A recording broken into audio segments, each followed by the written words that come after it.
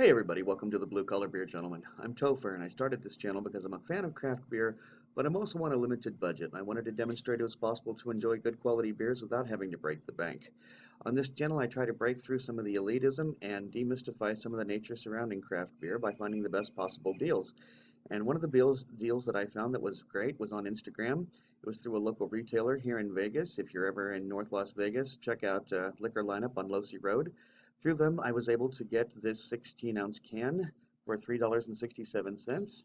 It is the Mustachio Pistachio from Mason Ale Works, and a collaborative effort between them and Unsung Brewing Company. Let me show you. Okay, so that was okay. Let me show you the great superhero here. We've got Mustachio Pistachio. Yeah. So I have to admit I did not go to Unsung's website.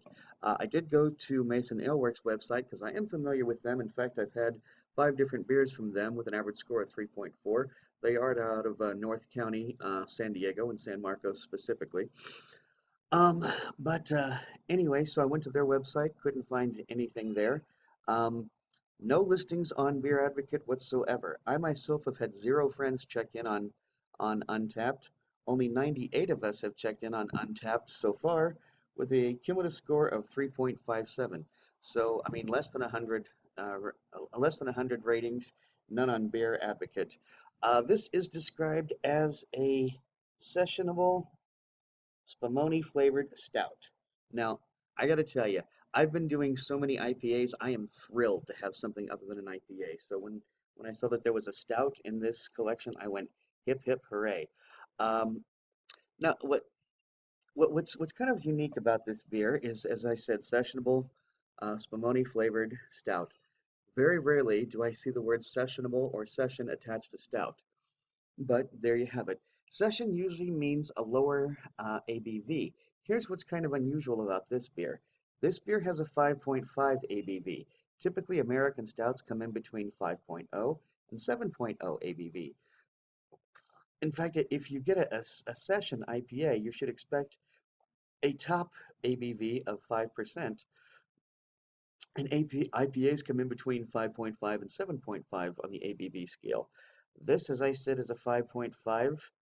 And it is a variety that is typically between 5.0 and 7.0 on the ABV scale. So it doesn't seem very sessionable to me to have a 5.5 if the average range is 5.0. I would expect a 4.7 or lower if it was sessionable. I don't know, but anyway, that's how they refer to it. One other thing I want to point out on here, and because I am not familiar with Unsung Brewing Company, I am not even sure where they're out of. Um, they're out of Anaheim. They're out of Anaheim, California. So Orange County and San Diego County coming together. But I do want to point out really quickly, Independent Craft, that upside down bottle with the word Independent Craft, Brewers Association here on the side. You see that on a can of beer or a bottle of beer, you know that you're drinking a micro beer by an actual craft brewer and not a corporate entity that is disguising itself as a craft brewery. So, I do not have a brewed on or packaged on date, so I'm not really sure when exactly it was made.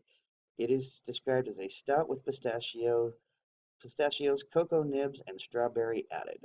So yeah, that very much sounds like Spumoni to me. Um, all right, well, I think we've covered all the basics on this. As I said, I paid $3.67 for it, and for a pint can of craft beer, that ain't bad at all. So I'm really loving this deal. I'm loving Liquor Lineup. I'm singing their songs of praise. If you're in Vegas, especially if you're in North Las Vegas, you need to get yourself to Liquor Lineup.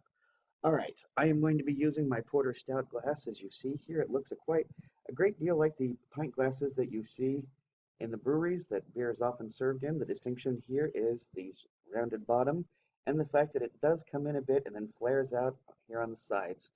Um, it's this inward move that keeps this from being a Boston shaker. The pint glasses that you see in the breweries a lot of times with the square tops here and the square bottoms, those are Boston shakers. Those should be used exclusively for making a mixed drink. They should not be used for drinking beer out of. So try to drink your beer out of one of these. All right, let's see how this bad boy pours. This is pouring very dark. This is one of those. It's a beauty because it's one of the few times when actually what shows stouts are great because the color that shows up on the camera and the color that shows up in person are one and the same. I am going to describe that as medium low carbonation. There are bubbles coming up, and they are there, but it's not a crazy amount of bubbles. Where the bubbles are doing most moving is actually up here on the head. Those bubbles are popping, boom, boom, boom, boom, boom. So even though this seems like kind of a sturdy head, it's actually a thick head, but it's not particularly sturdy. Like, as I said, the bubbles are popping here, there, and everywhere. I did not pick up any particular notes when I poured this, so I'm going to go ahead and give it a quick beard wipe, see what I encounter. I sure smell a lot of that chocolate malt. Maybe some of those cocoa nibs. Chocolate is what came through more than anything, and honestly, I think it was the maltiness that I was getting more than the cocoa nibs. Let me go ahead and stick my schnoz directly in, see what else I can encounter. Honestly, it just smells like a stout to me. I'm getting that chocolate malt smell. I thought I was picking up cocoa nibs, but I'm really not picking that up. There's a special bittersweet smell with those cocoa nibs that I've noticed in other beers. I'm not really picking that up. I'm picking up chocolate malt, and that's just it. I'm not really even picking up any of the pistachio, and I'm certainly not picking up maybe picking up just the slightest bit of strawberry. Yeah, there is a certain sweetness back there, and I'm thinking that's the strawberry that I'm smelling. But I gotta admit, I'm not really getting much in the way of pistachio notes at all. You know that rich sort of earthy smell that pistachios have when you first open up a bag of pistachios when you're going to start cracking them open and eating them individually.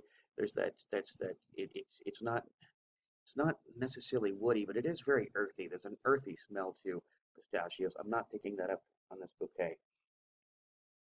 No, I'm just really just picking up chocolate malt and I'm getting some strawberry on the back end there.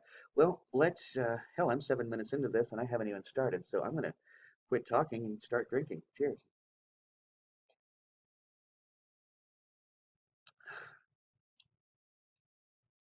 Hmm. Uh, hmm. Um, well,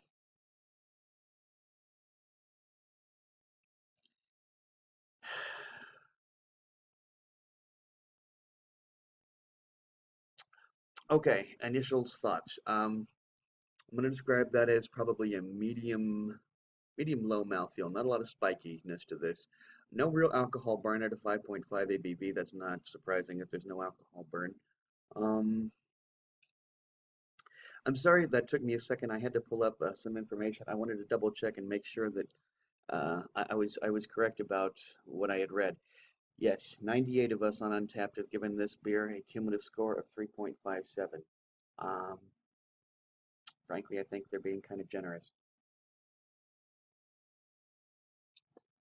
I am tasting no pistachio. I am tasting no strawberry. I'm not even tasting the cocoa nibs. Maybe just a little bit on the back end. Mostly what I'm tasting is a stout, and quite honestly, it's coming through as sort of a watery stout. Um, this just isn't good, guys. I'm sorry. This is not a good beer.